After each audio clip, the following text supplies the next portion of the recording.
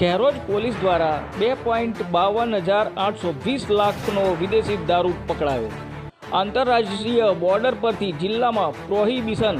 લાગતા ગુનાઓને રોકવા માટે ખેરોજ પોલીસ સ્ટેશનના પીઆઈ ડીએન સાધુ સાહેબ તથા સ્ટાફના અનાર્મ પોલીસ કોન્સ્ટેબલ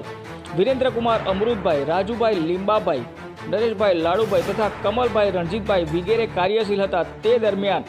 મળેલ બાતમીના આધારે એક શંકાસ્પદ નંબર વગરની સફેદ કલરની ક્રેટા ગાડી કોટડાથી લોબડિયા તરફ આવી રહેલી છે તે હકીકતના આધારે પારસ વિદ્યાલય લાંબડિયા ખાતે આગળ નાકાબંધી કરી ચેકિંગ હાથ ધરતા ઉપરોક્ત બાતમીવાળી ગાડી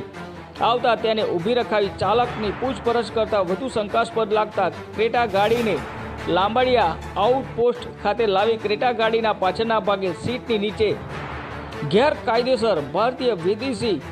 દારૂ અલગ અલગ બ્રાન્ડનો કુલ બોટલ 476 કિંમત રૂપિયા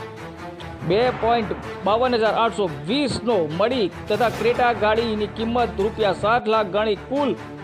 9,52,820નો મુદ્દામાલ કબજે કરી પકડાયેલ આરોપી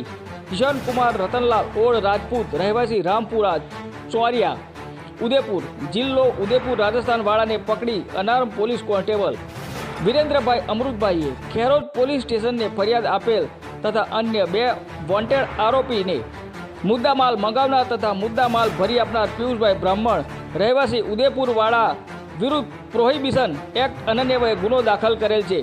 રિપોર્ટર જયેશ ઠાકોર સાથે શૈલેષ પટેલ, સાબરકાંઠા।